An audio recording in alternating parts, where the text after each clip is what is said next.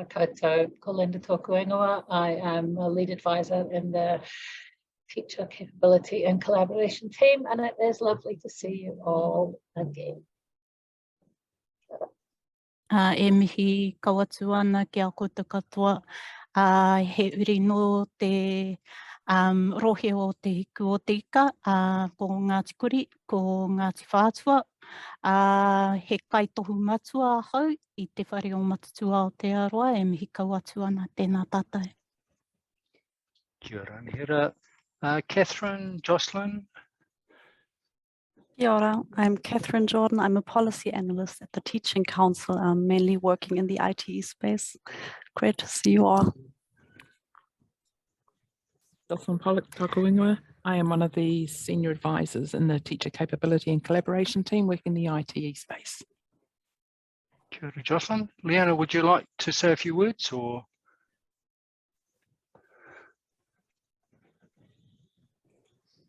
On mute.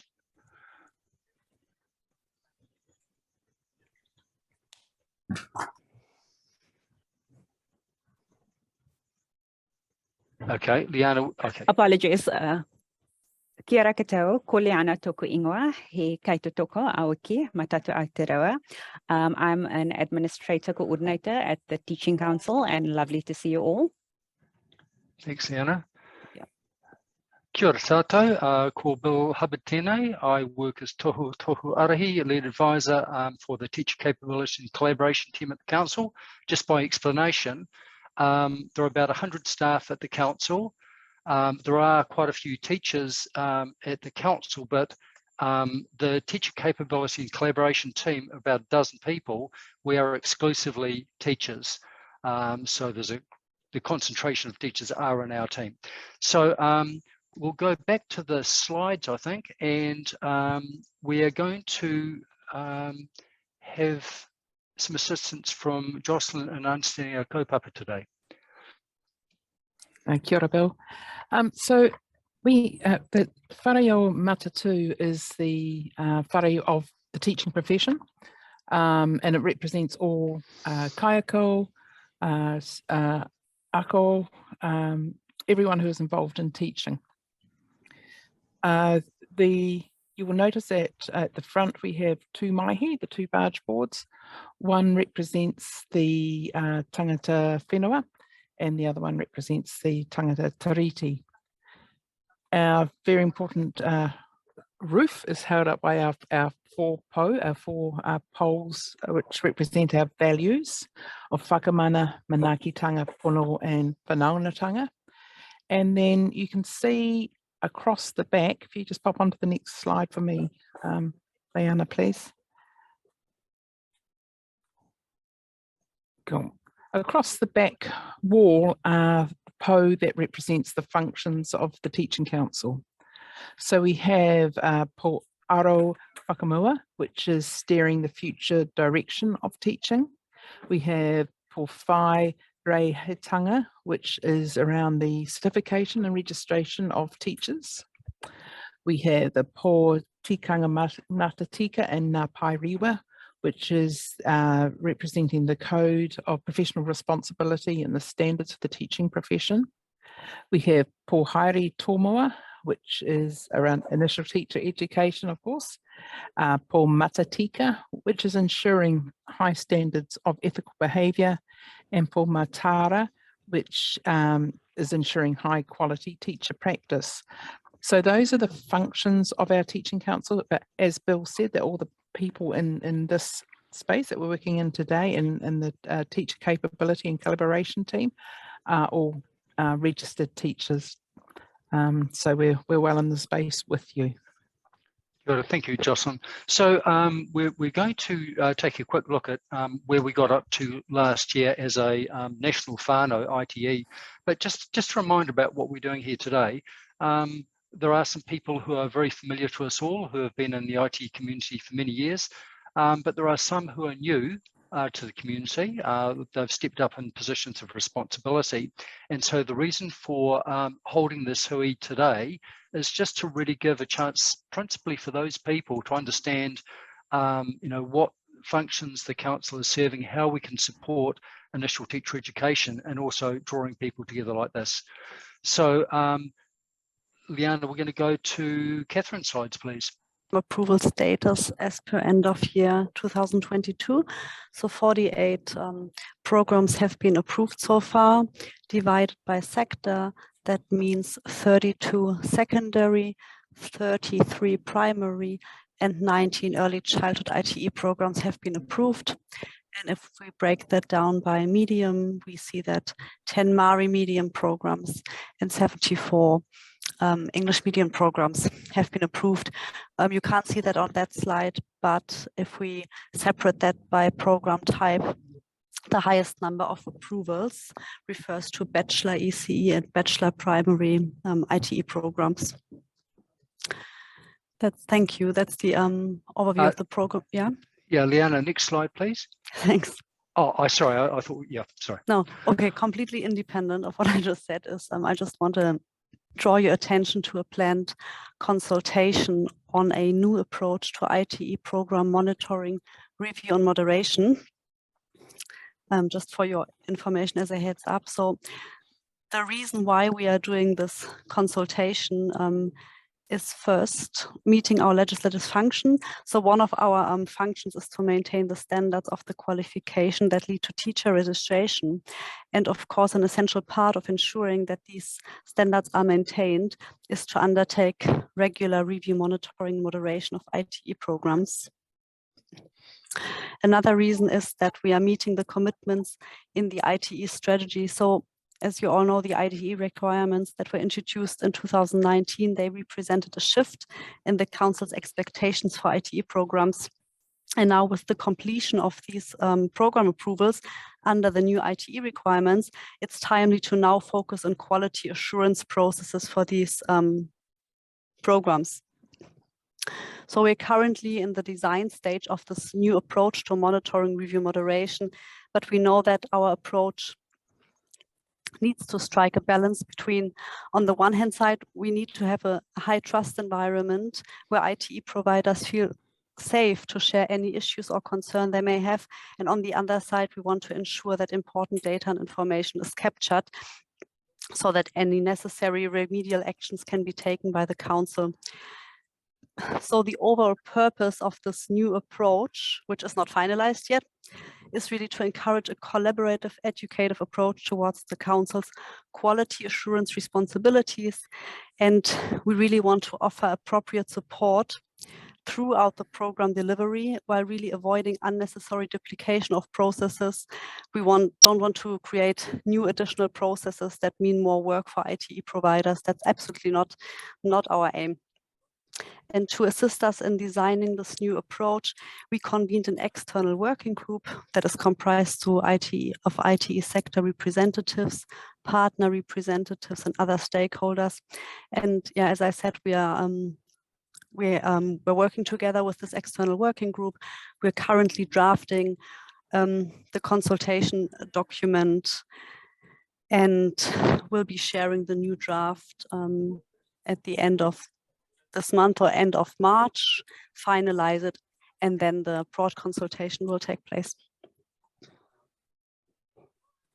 Thank you. Ka pai. He tangata ākona ki te whare, tunga ki te marae tauana. Te whare o rongo tauira is a conceptual framework and pathway for how the provider and the panel will engage and undertake approval of ara reo Māori initial teacher education programs. Ara reo Māori, Māori medium, pathways. The whare is a holistic concept embedded in Te Ao Māori from your colleagues, whare wānanga, research experts that have developed this framework, and gives priority to te reo, tikanga e mātauranga Māori throughout the entirety of our approach. The processes and requirements of Matatu Aotearoa have been aligned to the whare. in order to guide and approval panel through a culturally appropriate approval process, to design and support to help our providers to design level 1 and 2 Arareo Māori programs in alignment with te tāhuhu o te mātauranga Arareo Māori delivery with our akoranga. Just briefly give an example about how the approach and the alignment of the requirements are used in our framework, in this framework. The mauri that we see with the koru just sitting below the whare is where the conceptual thinking, partnerships are given life to. Therefore 1.1 you may be familiar with, and 1.2 requirement. And therein we go into the whare.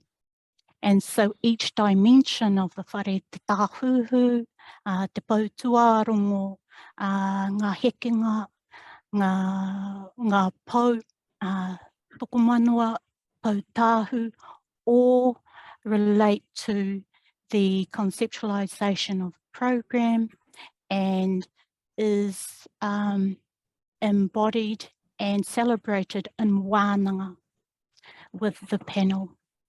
So there is a state where the conversation will be held in te reo, if that is the chosen language of choice in the panel hearing and the panel approval process, that it will be arranged, and the delivery of our reports also in te reo. Nō reira, ko te whare o rongo tauira refers to the whare hearing the peacefulness for our students to enable their next steps into the profession. Tēnā koutou. Kia ora, Liana.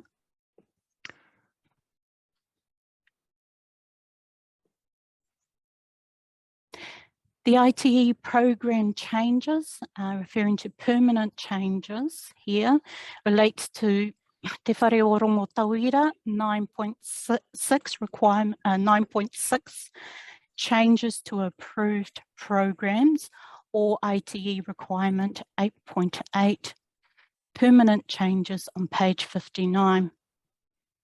The major change to a program relates to the components that have an impact on the program as a whole, that will alter the focus or intent of learning outcomes, therefore assessment tasks. This is considered a major change. The graduate profile, the structure of the program, the mode of delivery, or the site of delivery, where in some cases NZQA become part of that conversation. So before a major change to a program is made, a provider must apply to the council for approval. And in the event that there are multiple little changes, it could result in a major change. Therefore, include in the application an outline that propose the change and justification for those changes. So things like the nature, the timing and duration of professional experience placements may be affected, including the student teacher's workload. So those things start to come into play. Entry requirements pair.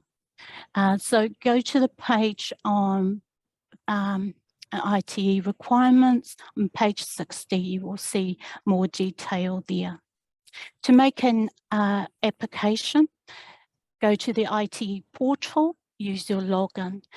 And of course, if you're new to your position, make sure that you have that with you, or if you haven't, if you don't have one, please contact us. Upon receiving an application, the council deliberates on a decision and will come back to you maybe for further, for additional information to support the application if a major change is to happen. If not, we'll be in contact. And so once again, do refer to the ITE requirements on page 60. Kia ora, tēnā koutou. Following on from Catherine's earlier conversation around the consultation on the review and monitoring work, we currently have an interim monitoring process in place, which relates to that ITE requirement 9.2. So it's a temporary transition space until that piece of work has been finished. And again, bearing in mind the recent events and the last couple of years, we've had a lot of additional stresses on our systems, and we didn't want to add more stress. So we've recognised the need for a low burden process during that time from a teaching council perspective. So we're still working in conjunction with NZQA and the external monitors that have been appointed for those for non-university programmes, and the teaching council act in that external monitor role for universities in that interim space. We have been, for us as teaching council staff, it's a privilege to hear what's actually happening in the work that you're doing, to hear how successful the newly implemented programme requirements have been. And also it's been it's a wonderful opportunity to hear from members of the profession through the associate teachers, through your student teachers, to hear how those changes are impacting on their practice and sort of the knock-on effect of some of those things.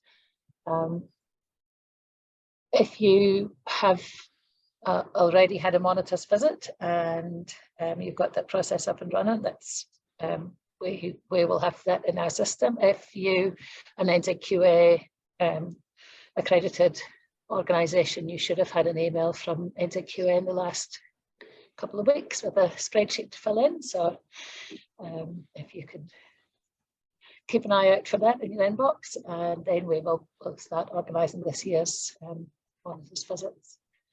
You're coming back to the ITE portal. So if you have got any language competency cases that come through that you're not 100% sure on, or you would like some guidance about, the full list of currently approved language evidence is available on our website, or email me and I could send you the link.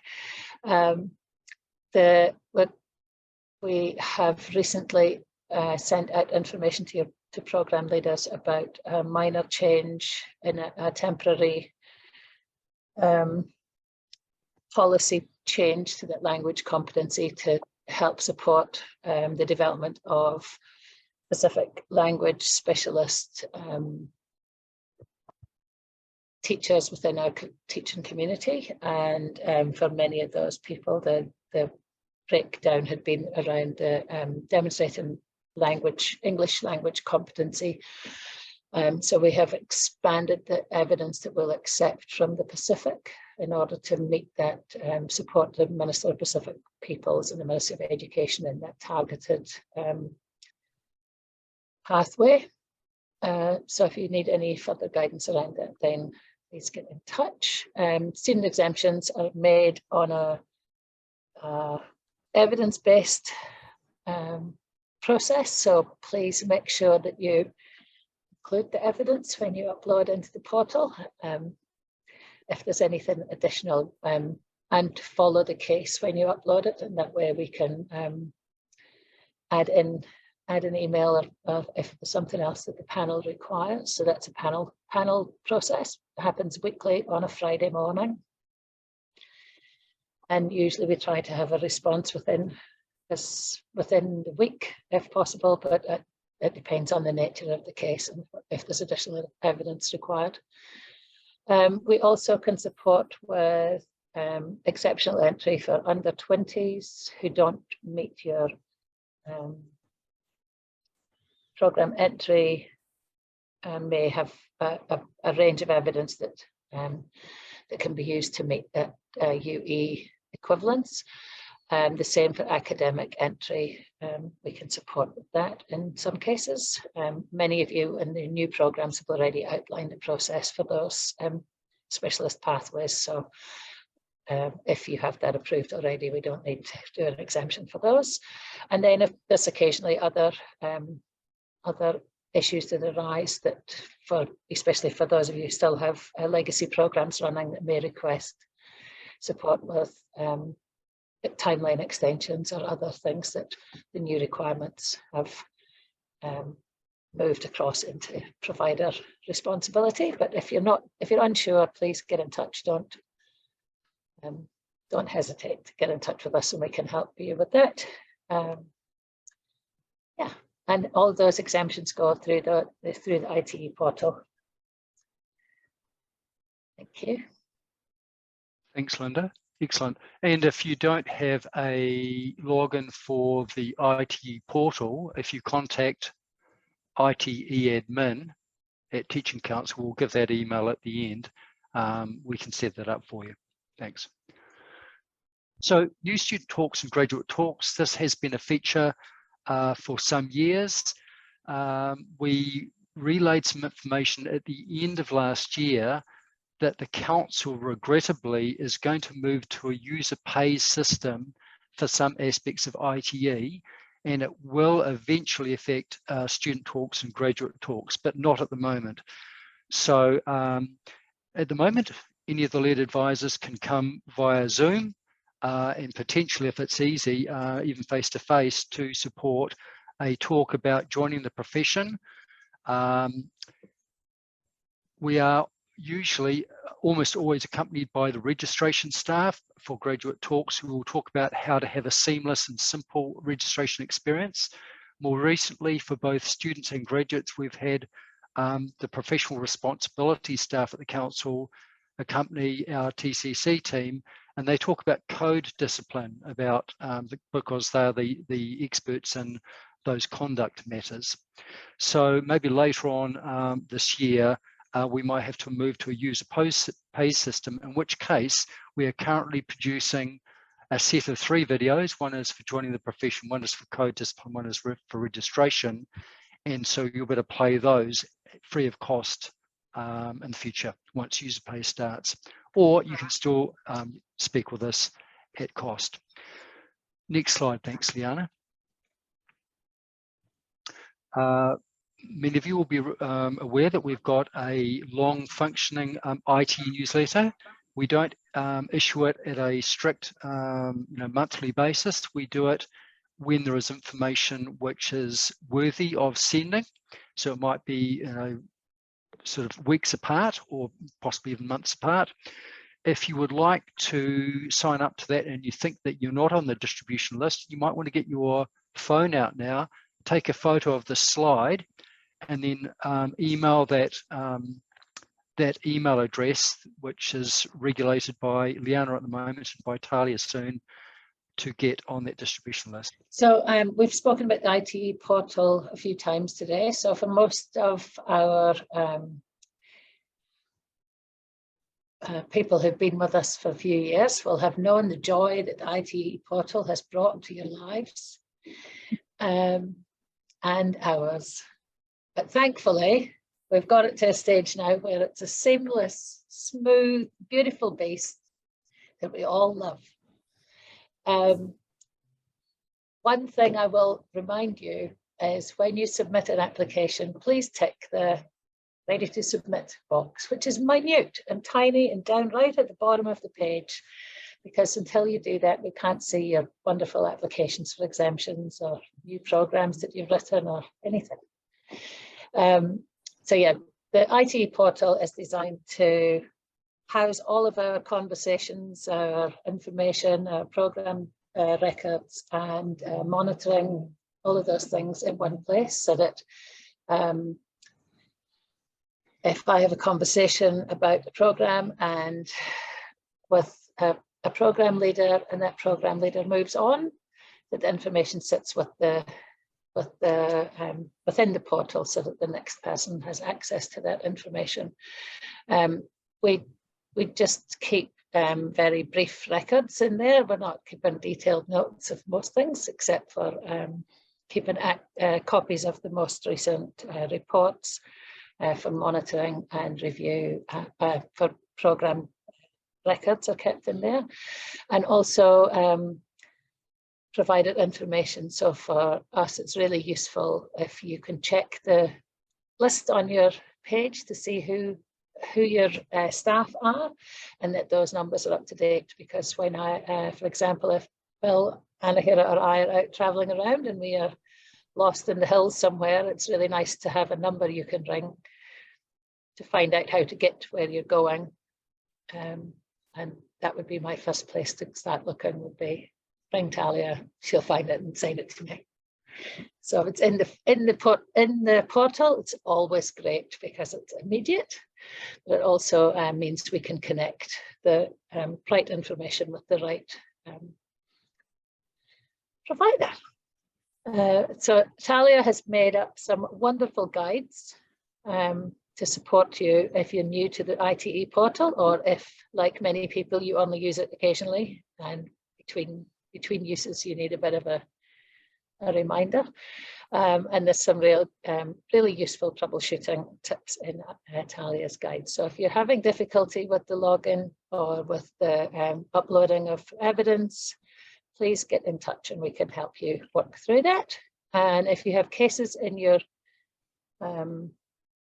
showing on your side that you don't know why anybody hasn't picked them up, then you can get in touch with us and we can help you to figure out where the glitch is. Right, thank you. That's all for me. Oh, one more thing. It's not. Not all for me. One more thing. We have a Kukari newsletter, which is for our ITE students. It goes out quarterly, and it's focused on providing information about Teaching Council, about educational things of interest. We usually have something to do with Unteach Racism Mahi, something to do with research or readings that have been sent to us, or exciting things that are happening in the world of ITE that they might be interested in. We really would be open to students contacting us and telling us what they would like to see, as it is designed for them. We also provide some of that sort of critical information at the mid-year point and the end of year, when the majority of students are passing through the registration process, to help them know where to find that information they're going to need, and provide information associated with that. So the sort of difference between the ministry's role, the Teaching Council role, and the school or centre's role in that employment process, those kind of things that we can support with. If you've got some amazing ITE students or who would like to be published in the newsletter, then let us know. Always keen to have some student voice in there, or associate teachers, or yeah, any ideas, bring them. Love to hear from you. Thank you. And that is now all from me. Good, Linda. Okay, so we're getting close to the conclusion of our hui today, but a couple of things. Number one, in a moment, if you have got a question which you think would relate to most providers, maybe because we've got a bit of time up our sleeve, you could ask that soon. If you think it relates specifically to your organisation, then be in touch with your lead advisor, and that is on that list that we sent in the chat. But just before we throw that open to you, you are probably aware, one way or the other, that the council is aware that the recent cyclone events, the flooding, has created impact this year, not totally dissimilar from COVID in previous years. And so the council is in a process of looking to see if and how we can create a process whereby a provider who has to create immediate change for their operations, for their processes, for their programs, because of flooding or some emergency, that you can let us know about that. So we have got a newsletter coming out to you next week with several things in that newsletter, and one of them is about that process for 2023, and probably it'll be an interim process at first, and then we're looking to see if we can create a more permanent process.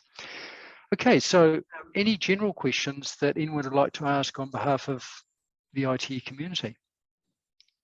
I just, Kiora, I just wanted to say that it sounds like Teaching Council are creating quite a lot of opportunities for everyone to be connected, which is great. And I was also wondering to have a login in IT portal. Is it limited to the leadership team, or anyone from IT can have a login for that portal?